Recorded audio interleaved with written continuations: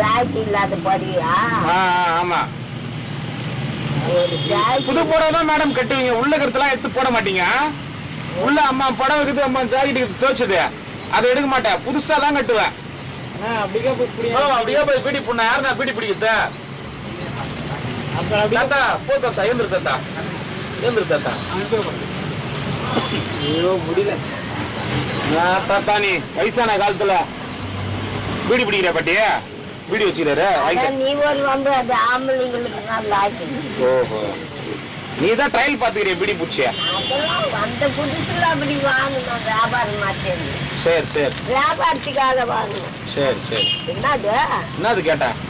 இப்படி இப்படி இந்த மாதிரி இருந்துச்சு. என்ன கேட்டா? நான் என்ன கேட்டா? பத்தியா எதுவுமே கேட்காத மாதிரி கேக்குற பத்தியா? என்னது அது? பகடாவா?